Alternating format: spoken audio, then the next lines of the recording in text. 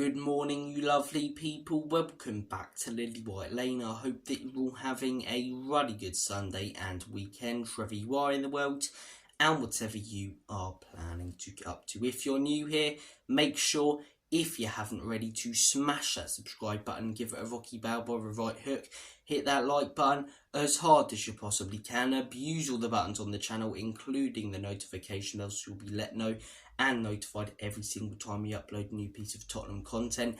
And finally, comment all of your thoughts and opinions down below. Without further ado, enough faffing about, let's get cracking with this knacking and delve into your latest and your greatest Tottenham Hotspur transfer news, rumours and reports. And I want to start things off by talking about the breaking news coming out this morning.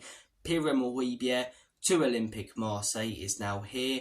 We go, in the words of Fabrizio Romano. The deal is done for the Danish midfielder to head to France this summer. The fee is within the region of 13 to 15 million pounds, and I'm glad we've got rid of Højbjerg. I think he's given it his all at Tottenham Hotspur. He's been a good servant. You can never say that he's, not played for the badge or the club.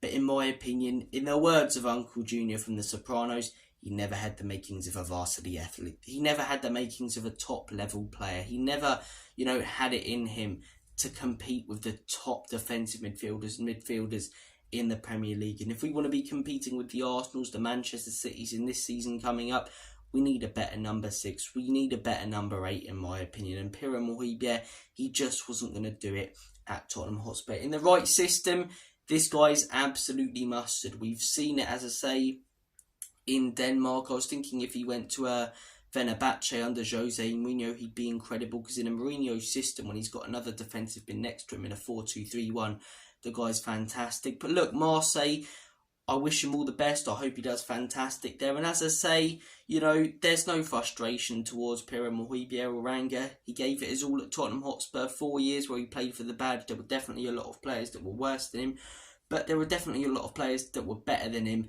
and didn't give their all. And that's not a great thing, in my opinion. He'd run around like a headless chicken sometimes, and off the ball, especially in the season just gone under Postecoglou when he came off the bench, he was fantastic, but on it, just not great at all. Let's not beat around the bush. But as I say, he was a bit of a warrior in there for Spurs, got the nickname the Viking. And as I say, 4 decent years at the club. I'm glad that we had him. I think, we've got some good memories from Højbjerg. He's got some good goals, good moments, but it was time to move on. And as I say, he never had the makings of a top-level player.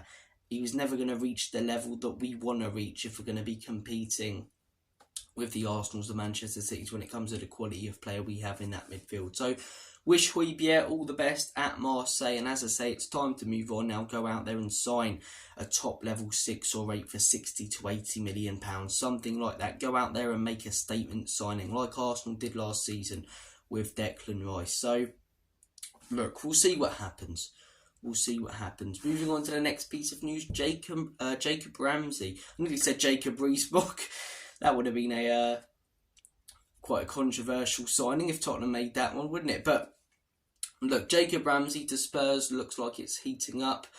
The deal could be done in the next few weeks. Apparently, Spurs are very, very interested in the Aston Villa midfielder. A lot of sources, and an ITKs and journalists are reporting this. And in my opinion, he doesn't do much that Eze doesn't do.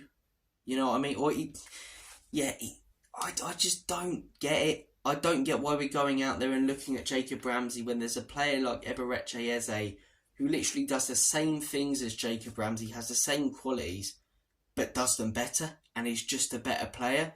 Jacob Ramsey's versatile. He can play on the wing, as an attacking midfielder. Eberechi Eze can do that. Jacob Ramsey can cut inside and score brilliant goals. Eze can do that and has done and scored better and more goals than Jacob Ramsey over the last few years. I know Ramsey's had his injury problem, but he had one really, really good season about 2 years ago. And since then, he's not been injured for every game. And when I have seen him, he's not been on the same level. Whereas Eze's been consistently and constantly producing for Crystal Palace. He's the guy we should be looking for. And he'd only cost 10 to 20 million more than Jacob Ramsey. In my opinion, Jacob Ramsey, he's not a terrible player. He's a decent player, but I don't think he's taking us up a level at all. I love the young talent that Tottenham have been bringing in. Lucas Bergvall, Archie Gray, players through the academy like Lancashire and Mikey Moore. but he's not even, that young anymore. I believe he's 22, 23, something like that. He may even be older than that.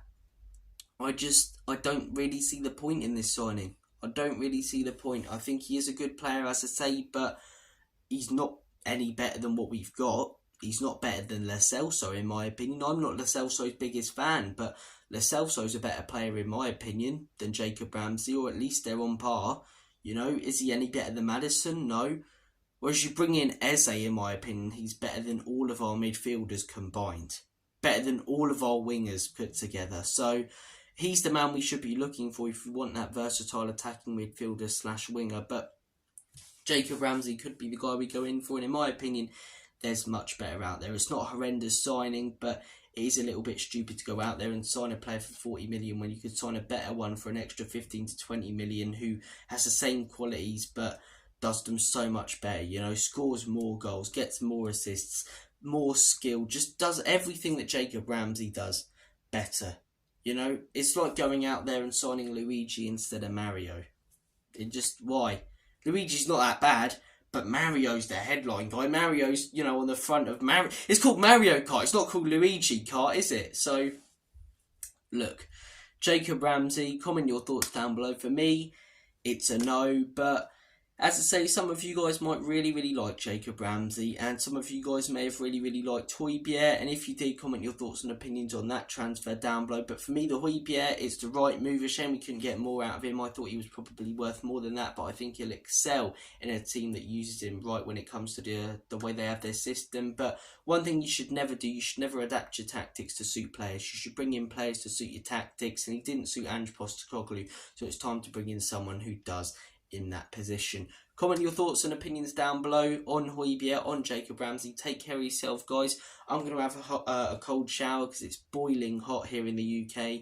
Have a good one, and as always, come on you Spurs. In Big Ange we trust. Edic and Levy out.